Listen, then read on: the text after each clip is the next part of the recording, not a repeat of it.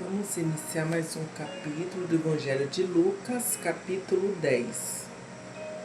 A missão dos 70 discípulos.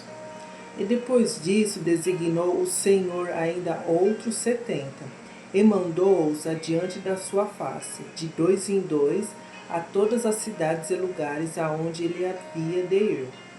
E dizia-lhes: grande é, em verdade, a seara, mas os obreiros são poucos. Rogai, pois, ao Senhor da seara que envie obreiros para a sua seara. Ide, eis que vos mando como cordeiros ao meio de lobos. Não leveis bolsa, nem alforge, nem alparcas, e a ninguém saudeis pelo caminho. E em qualquer casa onde entrardes, dizei primeiro: paz seja nesta casa. E se ali houver algum filho de paz, repousará sobre ele a vossa paz. E se não, voltará para vós. E ficai na mesma casa, comendo e bebendo do que eles tiverem, pois digno é o obreiro de seu salário. Não andeis de casa em casa. E em qualquer cidade em que entrardes e vos receberem, comei do que vos puserem diante. E curai os enfermos que nela houver. E dizei-lhes: é chegado a vós o reino de Deus. Mas em qualquer cidade em que entrardes e vos não receberem, saindo por suas ruas, dizei: até o pó que da vossa cidade se nos pegou, sacudimos sobre vós. Sabei com tudo isso, que já o reino de Deus é chegado a vós. E digo-vos que mais tolerância haverá naquele dia para a Sodoma do que para aquela cidade.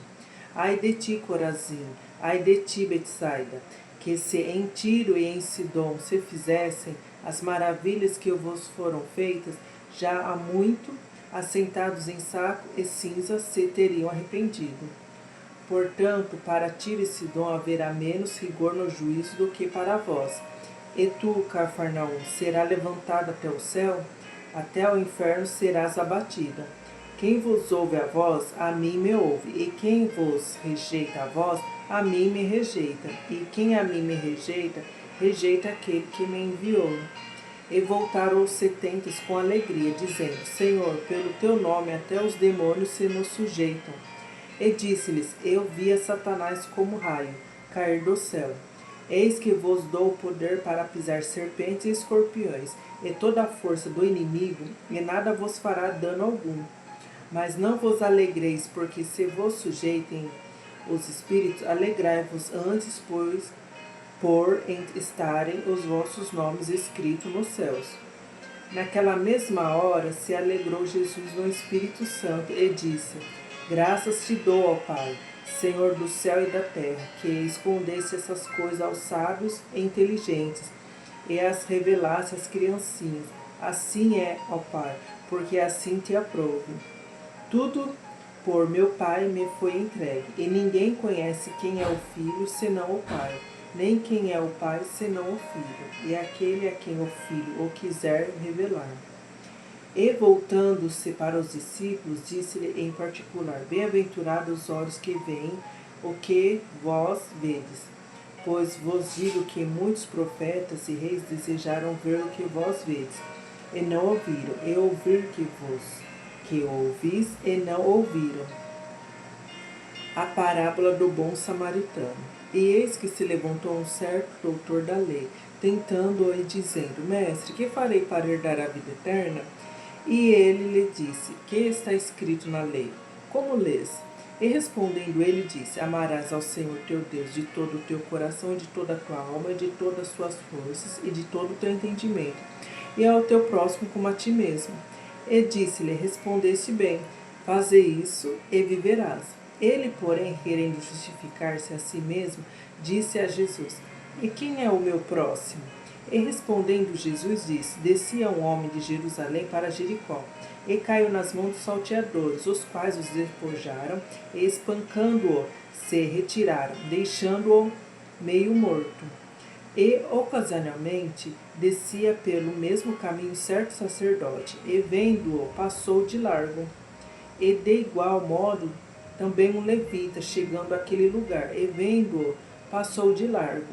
Mas um samaritano que ia de viagem chegou ao pé dele, e vendo-o, moveu-se de íntima compaixão.